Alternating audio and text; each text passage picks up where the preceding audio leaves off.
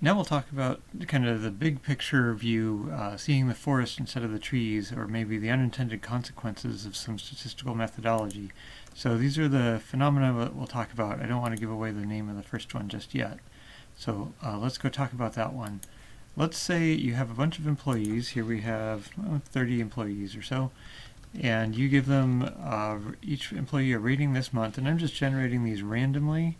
So these numbers are all random between 1 and 100. And now I'm going to copy these and paste them back as values so they're fixed. They're not going to change anymore. And I'm going to hide the employee's rating for next month. So just looking at this month, let's see who our top employee is. Not that one, that's our bottom. Let's talk to the top employee here, and we'll tell them how great they are. You are great. We'll give them a $5,000 bonus for the year. Your picture in the company newsletter. Let's all study how good of an employee they are, so we can be like them. And a parking spot near the front entrance. Yay, good job. Okay, so that's our employee of the month. Now let's go look at the person who got the worst. That is our non-employee of the month. You stink. I knew I shouldn't have hired you from the first day. We're going to dock your pay $5,000 and give it to the other person. And we're going to revoke your parking pass.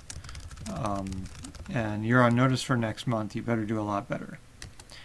Okay, so I think we've appropriately dealt with our employee of the month and this other person. Let's go see how they do next month. So we'll kind of unhide, see how they do next month. Let's check in with our employee of the month. Oh, they had been at a 96 and now they're down to a 52. And wow, hey, this person who was our non-employee of the month, they went from a 6 to a 99. So what can we conclude from all this, from everything we did for the employees? We conclude that praise hurts and punishment works. Right? We praised one employee and their performance went down. We punished the other employee and their performance went up. Okay, so what's the name of this statistical phenomenon? It's called regression to the mean. It's not always related to linear trendline regression, but you can make connections between them.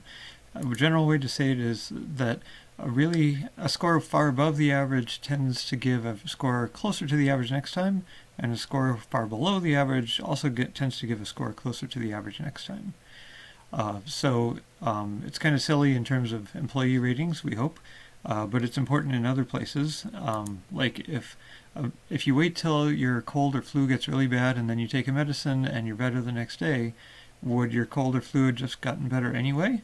So this is why we need the scientific method with either something to compare to like a placebo or some old standard medicine to know whether people would have gotten better to the same degree anyway if they hadn't gotten the new medicine. Something in the entertainment world, are movie sequels usually as good as the first movie? No, not usually. And that could be regression to the mean. Like if the first one was really good and you make another one, what are the chances the next one is better than the first one? Not all that great. Back to really serious world, if you try a bunch of educational reforms at a bunch of different schools, pick the ones that turned out the best, and then try them at other schools. That's like looking at their performance review the next month. Those new versions often don't do as well as they did in the first place. And everyone's all disappointed and saying, why can't we ever replicate any success?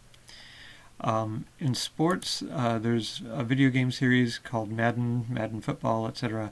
And whoever is featured on the cover, whatever football player is featured on the cover of Madden this year often tends to do worse next year.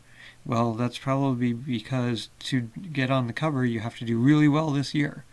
The same thing with the magazine Sports Illustrated. To get on the cover of that, you have to do really well, and then often those people don't do quite as well the next year or next month or whatever. In baseball, there's something called the home run derby halfway through the season. The people who have been hitting a lot of home runs get invited to that. And then the last half of the season, they often don't hit as many home runs as they hit the first part of the season.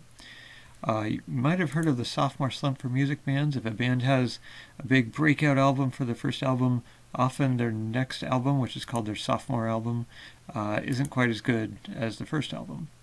So we can sum it up by saying everything is a mix of skill, luck, and outside circumstances. And luck, the definition of luck is it's just random chance. You can't predict it or reliably repeat it. And it will likely, if you were lucky this time and had a high average, next time there's a good chance you won't be quite as lucky. So that's regression to the mean.